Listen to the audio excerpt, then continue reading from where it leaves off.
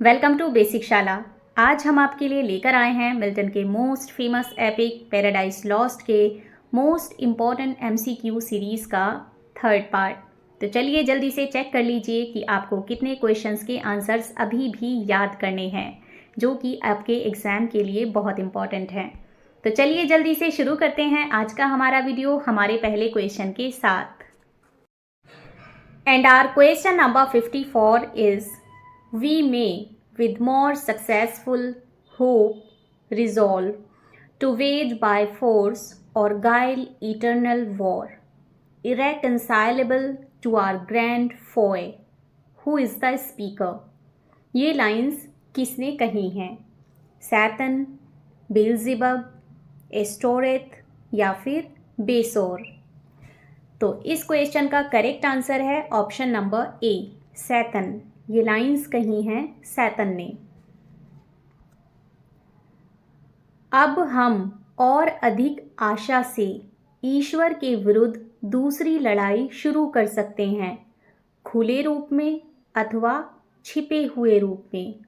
एक नवीन और अंत न होने वाला युद्ध, जो कि हमारे महान शत्रु को हमेशा परेशान रखेगा।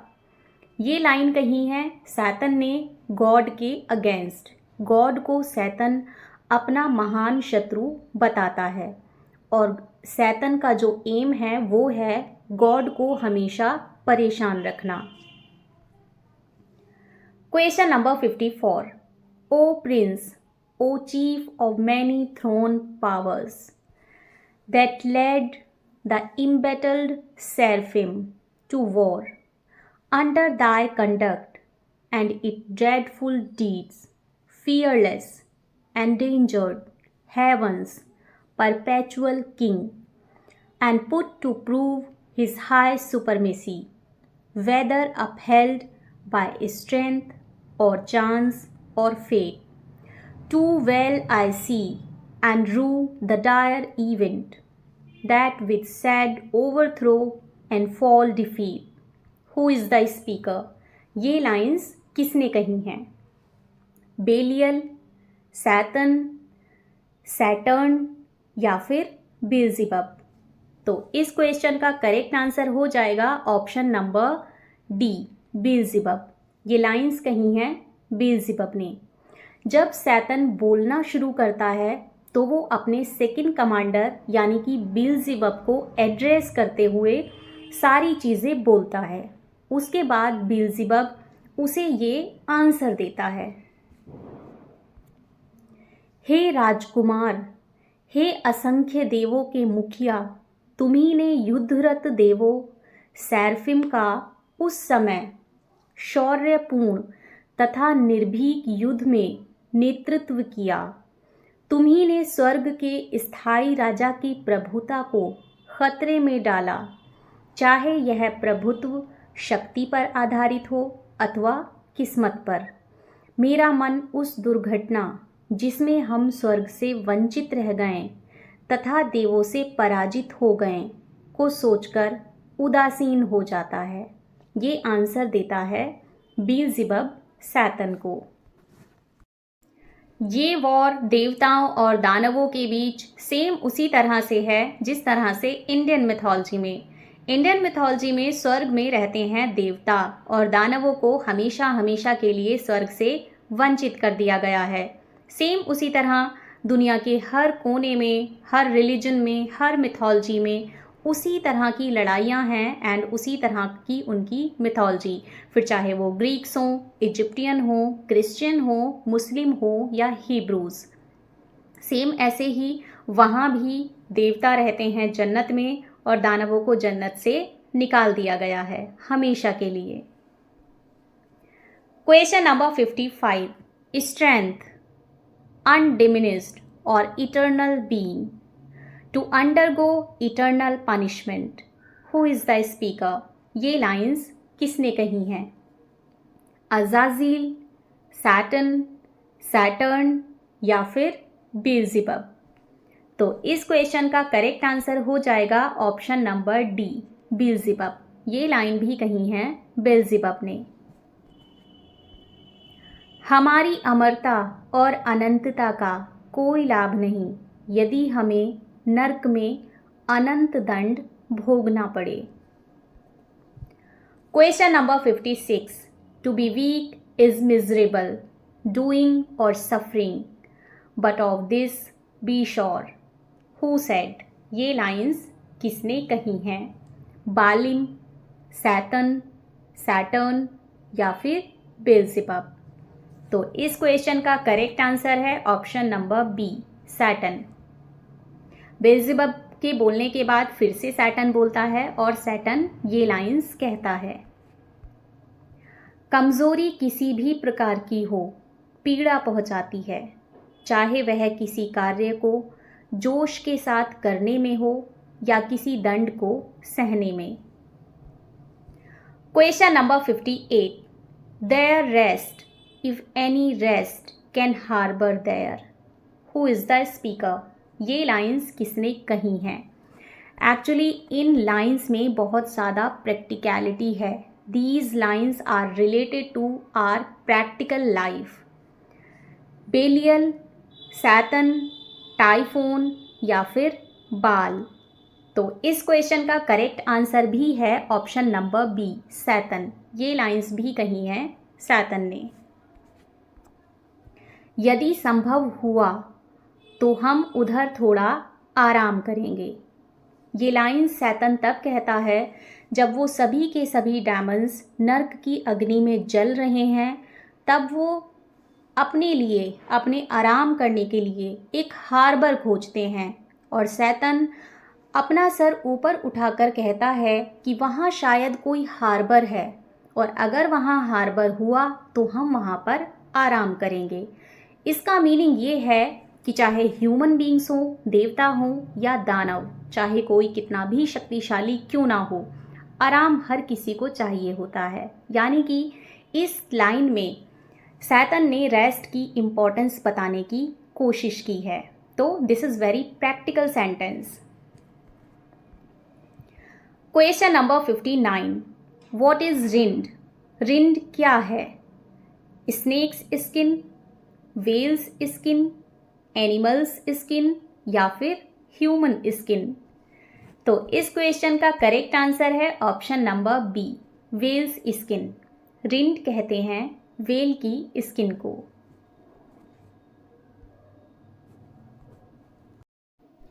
Question number 60। Who assisted Jove in his war against the Titans? Jove ने टाइटन्स के अगेंस्ट एक वॉर लड़ा था। उस वॉर में जोव को किसने असिस्ट किया था? यानी कि जोव का उस युद्ध में असिस्टेंट कौन था या फिर किसने जोव का साथ दिया था? ब्रियारेस, टाइफोन, टार्सस या फिर पैलेरस। तो इस क्वेश्चन का करेक्ट आंसर हो जाएगा option number A, ब्रियारेस।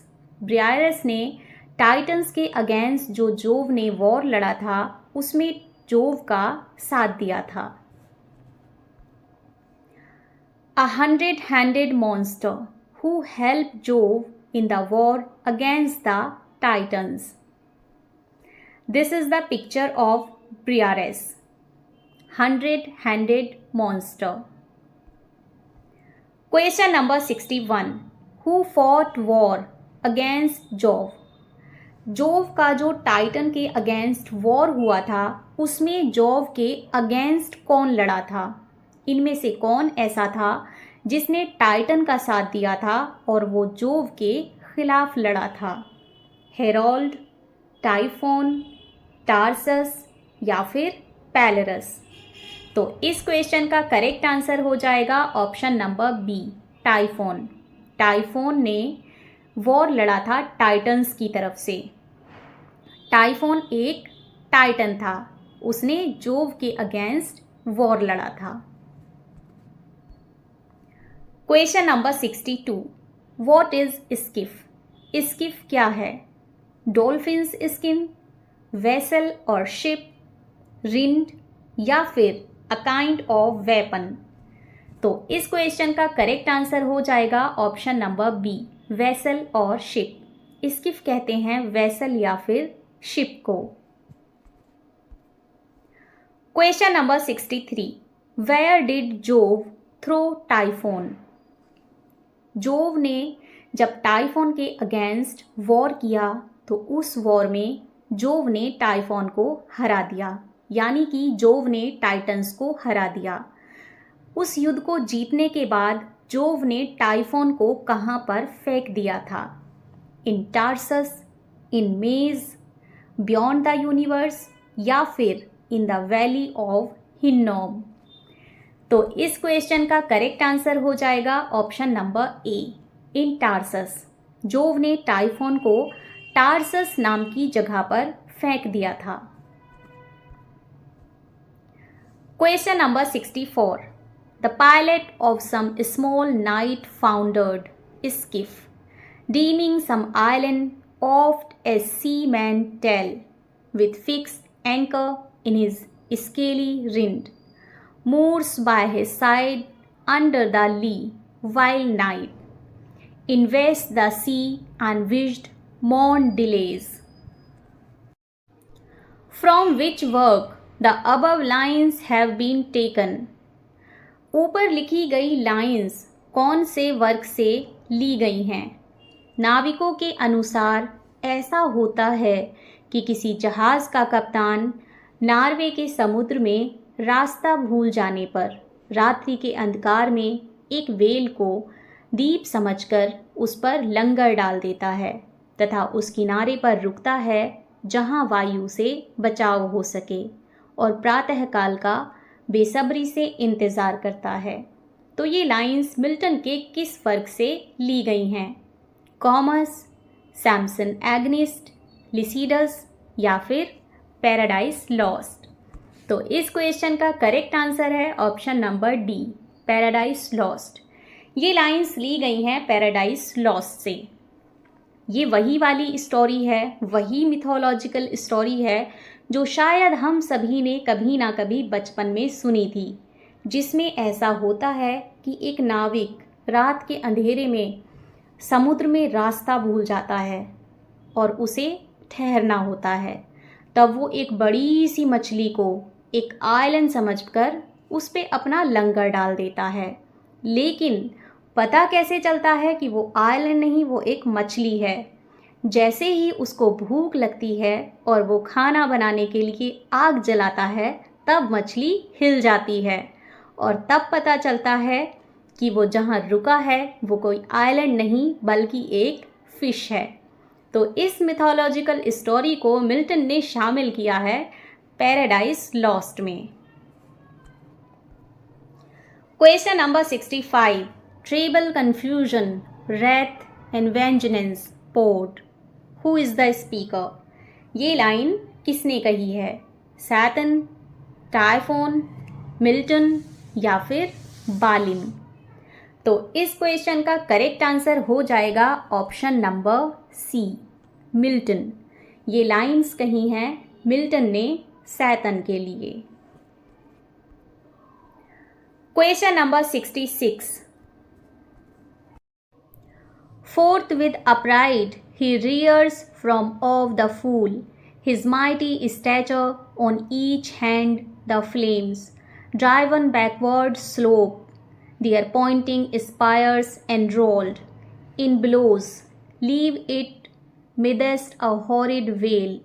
Then with expanded wings he steers his flight, aloft incumbent on the dusky air, that felt unusual weight, till on dry land. Who is the speaker? ये lines किसने कही हैं? अशदोद, बेल्जेबब, Milton, या फिर ब्रियारेस? तो इस question का correct answer हो जाएगा ऑप्शन नंबर सी, मिल्टन। ये लाइंस कही हैं मिल्टन ने। एकदम शैतान ने अपना पूरा शरीर झील की सतह के ऊपर उठाया। जैसे ही वह उठा, उसको घेरने वाली लपटें पीछे हो गईं। जिस जगह शैतान का शरीर पड़ा था वहाँ खाली जगह हुई जो झील के द्रव्य से भर गई। इसके बाद उसने अपने पंख फैलाकर ऊपर उड़ना शुरू किया और उसने नर्क की हवा पर जो उसके भार का दबाव सह रही थी, तैरने के उपरांत एक ज़मीन के टुकड़े पर पाँव रखे। ये लाइंस कहता है मिल्टन शैतान के बारे में। Question number 67, what is Pelorus? Pelorus क्या है? A fish, a stream, a demon या फिर अ माउंटेन? तो इस क्वेश्चन का करेक्ट आंसर हो जाएगा option number D, a mountain. Pelorus एक माउंटेन है। Question number 68, what was like tone from Pelorus in colour? Colour में पैलरस पहाड़ की उखड़ी हुई परत की तरह इनमें से क्या है? सैटर्न स्किन, अर्थ, हेल या फिर टार्सस? तो इस क्वेश्चन का करेक्ट आंसर हो जाएगा ऑप्शन नंबर बी, अर्थ। जब सैटर्न ने हेल में से निकलकर उड़ना शुरू किया और उसके बाद उसने एक ज़मीन के टुकड़े पर पाँव रखे, तो वो ज़मीन का टुकड़ा जो था वो पैलरस पहाड़ की उखड़ी हुई परत की तरह था। Question number 69, what is Etna? Etna क्या है? A tree, earth, a volcano या फिर अ माउंटेन? तो इस क्वेश्चन का करेक्ट आंसर हो जाएगा ऑप्शन नंबर सी, अ वॉल्केनो। एटना जो है वो एक बहुत ही फेमस वॉल्केनो है। उस अर्थ की एटना के कलर से भी कंपैरिजन की गई है। या तो पैलोरस पर्वत की उखड़ी हुई परत जैसी थी या फिर एटना वॉल्केनो की तरह थी। ये एटना वॉल्केनो जो है ये बहुत ही फेमस है। ये वही एटना है जो हमने पढ़ी थी मेरी वाइव्स ऑफ विंडसर में। मेरी वाइफ ऑफ विंडसर में जो फॉल स्टफ था वो एटना वॉल्केनो से कूदना चाहता था। Question number 70, as gods and by their own recovered strength, not by thy sufferance of supernatural power, who is the speaker? ये लाइंस किसने कही हैं? अशदोद, बेल्ज़ेबब, मिल्टन या फिर मोसेस? तो इस क्वेश्चन का करेक्ट आंसर हो जाएगा ऑप्शन नंबर सी, मिल्टन। ये लाइंस कही हैं मिल्टन ने। उन्होंने यह एहसास नहीं किया कि प्रभु ने उन्हें झील से बाहर आने की आज्ञा दी थी। वे समझते थे कि वे अपनी शक्ति के आधार पर ही बाहर आए थे। जब उन डैमन्स ने हेल की जलती हुई झील से बाहर निकलकर धरती पेट के टुकड़े पर पैर रखा, तो उन्हें ऐसा लगा कि हम इतने शक्तिशाली हैं कि हमने अपने शक्ति से हेल से निकलकर ज़मीन पर पैर रखा। जबकि मिल्टन कहते हैं कि ये उनकी शक्ति नहीं बल्कि प्रभु की आज्ञा थी। प्रभु ने उन्हें ऐसी आज्ञा दी थी या प्रभु के मर्जी से वो ये सब कर पाए थे, यानी कि वो धरती पर कदम रख पाए थे। अगर प्रभु की मर्जी ना होती तो वो ऐसा कभी भी नहीं कर पाते। Question number 71, what is the another name of Briareus? Briareus का दूसरा नाम क्या है? अभी थोड़ी देर पहले हमने ब्रियारेस का एक क्वेश्चन पढ़ा था। उसी ब्रियारेस का दूसरा नाम क्या है? एजन, डैगन, डंजन या फिर मैमन? तो इस क्वेश्चन का करेक्ट आंसर हो जाएगा ऑप्शन नंबर ए, एजन। ब्रियारेस का दूसरा नाम है Aegaeon. Briareus, Typhon, Leviathan and whale. Milton ने पैराडाइज लॉस्ट में इन चारों ही से सैटर्न की कंपैरिजन की है। इसीलिए ये चारों ही बहुत इम्पॉर्टेंट हैं। आप लोग एग्ज़ाम्स की तैयारी कर रहे हैं तो आपने बहुत सारी कॉम्पिटिटिव एग्ज़ाम्स की बुक भी पढ़ी होंगी। कॉम्पिटिटिव एग्ज़ाम्स की बुक्स में आपको ओनली वन क्वेश्चन मिलेगा जिसमें लिखा है कि सैतन लेवियाथन की तरह ह्यूज था, जबकि मिल्टन ने सैतन की कंपैरिजन इन चारों से की है। बेसिक शाला आपकी ज़रूरतों को अच्छे से समझता है, इसीलिए बेसिक शाला ने आपको दिए हैं चारों क्वेश्चंस ताकि आप अपना एग्ज़ाम इजीली क्रैक कर सकें। चारों ही क्वेश्चन इम्पॉर्टेंट हैं, इसीलिए हमने आपके लिए इन चारों की छोटी छोटी सी एक्सप्लेनेशन भी रेडी की हैं, क्योंकि इनके बारे में आपको पता होना ही चाहिए। आप इनके बारे में सही से जानेंगे तभी आपको पैराडाइज लॉस्ट अच्छे से समझ आएगा और क्वेश्चन भी अच्छे से याद होंगे। अब इनमें से अगर हम बात करें वेल की, तो इसकी स्टोरी हम करा चुके हैं, जिसमें वेल को आइलैंड समझकर नाविक ने उस पर लंगर डाला था। मिल्टन ने सैतन की ह्यूजनेस की कंपैरिजन उस वेल से की है। मिल्टन ने कहा है कि सैतन इस वेल की तरह ह्यूज था। सेकंड नंबर पर आता है लेवियाथन। मिल्टन ने कहा है कि पुराने ज़माने में मछली वाली जो कहानियाँ होती थी उसमें लेवियाथन का भी जिक्र हुआ करता था, जो कि एक समुद्री राक्षस या सांप है जो कि बहुत विशाल है, और इसीलिए मिल्टन ने सैतन की कंपैरिजन लेवियाथन से भी की है। Leviathan is a sea monster that appears in the Hebrew Bible and is also used to describe something that is large or formidable. In the Hebrew Bible, Leviathan is a sea serpent that is mentioned in the book of Psalms, the book of Job, and the book of Esau. In the book of Psalms, Leviathan is killed by God and given to wild animals to eat. In the book of Esau, Leviathan is a sea serpent that symbolizes Israel's enemies. In the book of Job, Leviathan is a fire-breathing crocodile that may represent something in creation that is beyond human comprehension. Leviathan can also refer to a large sea animal, such as a blue whale. Leviathan can also be used to describe something that is large or formidable. Leviathan एक समुद्री राक्षस है जो Hebrew Bible में दिखाई देता है, और इसका उपयोग किसी बड़ी या दुर्जय चीज़ का वर्णन करने के लिए भी किया जाता है। हिब्रू बाइबल में लेवियाथन एक समुद्री सर्प है जिसका उल्लेख भजन संहिता, अय्यूब की पुस्तक और यशायाह की पुस्तक में किया गया है। भजन संहिता की पुस्तक में लेवियाथन को परमेश्वर द्वारा मार दिया जाता है और जंगली जानवरों को खाने के लिए दे दिया जाता है।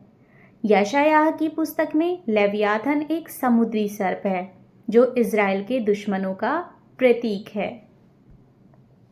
और अय्यूब की पुस्तक में लेवियाथन एक अग्नि श्वास लेने वाला मगरमच्छ है जो संभवतः सृष्टि में किसी ऐसी चीज़ का प्रतिनिधित्व करता है जो मानव समझ से परे है। लेवियाथन का तात्पर्य किसी बड़े समुद्री जानवर से भी हो सकता है, जैसे कि ब्लू व्हेल। लेवियाथन शब्द का प्रयोग किसी बड़ी या दुर्जय वस्तु का वर्णन करने के लिए भी किया जा सकता है। नर्क के जानवरों का जब जिक्र किया जाता है तो लेवियाथन को बोला जाता है अजदहा, यानी कि अजदहा जो सांप होता है वो नर्क में रहता है, और जो लोग बुरे कर्म करते हैं, बुरे कर्म करने के बाद नर्क में जाते हैं, अजदहा उन्हें सताता है। तो वेल एंड लेवियाथन को आपने आई होप अच्छे से समझ लिया होगा। अब बारी आती है ब्रियारेस एंड टाइफन की। इन दोनों की स्टोरीज हम आपको सुनाएंगे वीडियो के नेक्स्ट पार्ट में। तो चलिए अब बढ़ जाते हैं हमारे नेक्स्ट क्वेश्चन की तरफ। Question number 72। To do aught good never will be our task, but ever to do ill our sole delight. Who is the speaker? ये लाइंस किसने कही हैं? बेलियल, सैतन, सैटर्न या फिर बेल्ज़ेबब? तो इस क्वेश्चन का करेक्ट आंसर हो जाएगा ऑप्शन नंबर बी, सैतन। ये लाइंस कही हैं सैतन ने। परंतु इस बात में कोई संदेह नहीं होना चाहिए कि हमारा कार्य अच्छाई करना नहीं बल्कि बुराई करना है, क्योंकि यह हमारे दुश्मन के विरुद्ध है। ये लाइंस कही हैं सैतन ने। Question number 72। This is the seat that we must change for heaven. Who is the speaker? ये लाइंस किसने कही हैं? डेविड, डैगन, सैतन या फिर मैमन? क्या यही क्षेत्र अथवा भूमि हमें स्वर्ग के बदले मिली है? और क्या यह अधिकार हमें स्वर्ग की ज्योति के स्थान पर मिला है? ये लाइंस किसने कही हैं? तो ये लाइंस कही हैं सैतन ने। हेल को देखकर सैतन ये लाइन कहता है। Question number 73। Farthest from him is best. Who said? अपने समान शक्ति वाले से दूर रहना ही अच्छा है। ये लाइंस किसने कही हैं? ये बहुत ही प्रैक्टिकल लाइन है, क्योंकि जो हमारे समान शक्ति वाला हो उससे दूर रहने में ही भलाई है, नहीं तो हम हार सकते हैं। बेलियल, डैगन, बेल्ज़ेबब या फिर सैतन? तो इस क्वेश्चन का करेक्ट आंसर है ऑप्शन नंबर डी, सैतन। ये लाइंस कही हैं सैतन ने। Question number 74। Farewell happy fields where joy forever dwells. Hail horrors hail. Infernal world and thou profoundest hell. Receive the new possessor one who brings a mind not be changed by place or time. Who is the speaker? ये lines बहुत ही important हैं। ये किसने कही हैं? अशदोद, बालिम, रिमोन या फिर Satan? तो इस क्वेश्चन का आंसर भी हो जाएगा ऑप्शन नंबर डी, सैतन। ये लाइंस भी कही हैं सैतन ने।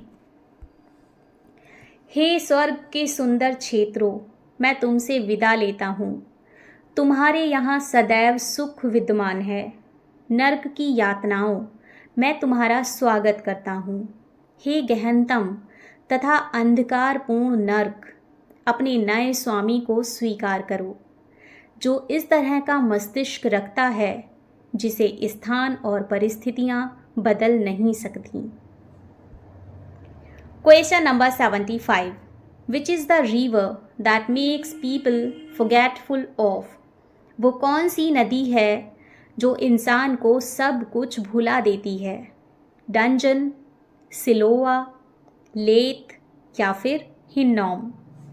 तो इस क्वेश्चन का करेक्ट आंसर हो जाएगा option number C, Lethe. Lethe वो नदी है जो हेल में बहती है और वो इंसान की मेमोरी को बिल्कुल गायब कर देती है।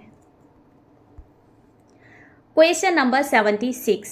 What term is used for Lethe by Milton in Paradise Lost?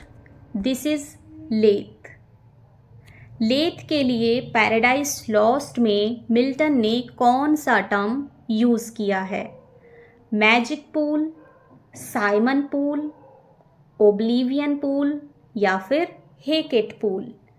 तो इस क्वेश्चन का करेक्ट आंसर हो जाएगा option number C, oblivion pool. Lethe river के लिए मिल्टन ने पैराडाइज लॉस्ट में टर्म यूज़ किया है ओब्लिवियन पूल। Question number 77।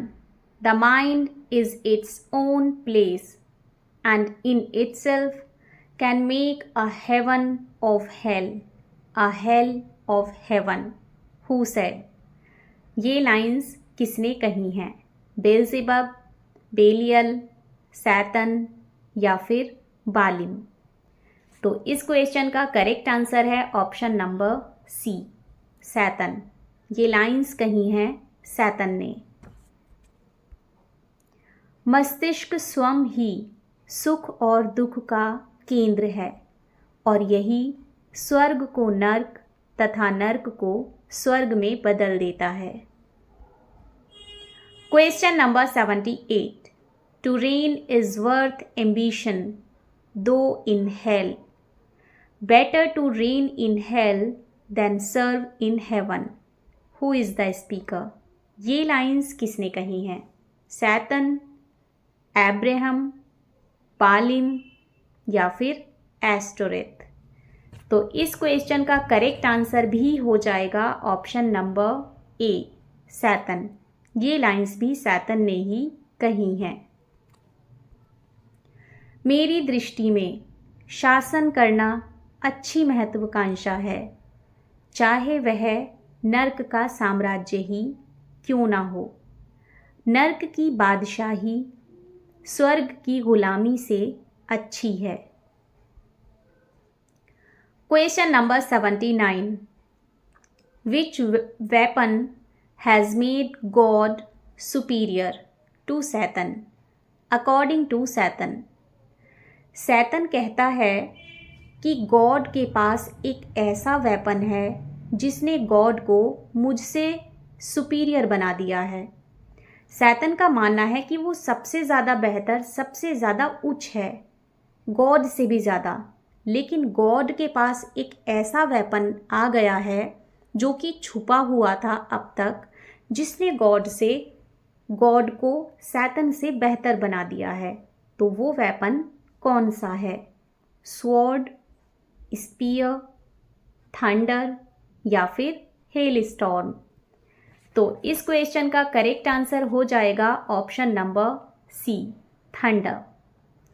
बिजली के कड़कने की शक्ति ने गॉड को सैतन से सुपीरियर बना दिया है, यानी कि सैतन गॉड की बिजली के कड़कने की शक्ति का मुकाबला नहीं कर सकता। Question number 80। Who is referred as superior field by Milton? Milton ने पैराडाइज लॉस्ट में सुपीरियर फील्ड किसे कहा है? क्राइस्ट, एडम, सैतन या फिर बेल्ज़ेबब? तो इस क्वेश्चन का करेक्ट आंसर भी हो जाएगा ऑप्शन नंबर सी, सैतन। मिल्टन ने पैराडाइज लॉस्ट में सैतन को सुपीरियर फील्ड कहा है। Question number 81। Which weapon was behind him when he started to fly? Satan ने जब नर्क की झील से उठकर अपने पंख फैलाकर उड़ना शुरू किया तो कौन सा वेपन उसके पीछे था? His sword, his gun, his spear या फिर his shield? तो इस क्वेश्चन का आंसर हो जाएगा option number D, his shield. उसके पीछे उसकी कमर पर उसकी बड़ी सी शील्ड थी। Question number 82। Where was his round ponderous shield forged? उसकी जो राउंड पैंडरस शील्ड थी वो कहाँ पर बनाई गई थी? In hell, in chaos, in heaven या फिर ऑन अर्थ? तो इस क्वेश्चन का करेक्ट आंसर हो जाएगा option number C, in heaven. जैसा कि आप सभी जानते हैं कि सैतन पहले हेवन में रहता था और वो गॉड का एंजल था, उसका नाम था ल्यूसीफर। तो हेवन में रहने के दौरान वहाँ पर उसकी शील्ड बनाई गई थी, इसीलिए वो इतनी पैंडरस थी, इतनी बड़ी थी, इतनी विशाल थी, क्योंकि वो हेवन में बनी हुई थी। उसकी शील्ड में हेवन का चार्म था। तो फ्रेंड्स, ये तो था मिल्टन के most important epic paradise lost के मोस्ट इम्पॉर्टेंट MCQ सीरीज का थर्ड पार्ट। आई होप ये क्वेश्चंस आपके एग्जाम के लिए बहुत ही फ्रूटफुल होंगे। वीडियो के नेक्स्ट पार्ट में हम जल्दी ही आपसे फिर मिलेंगे।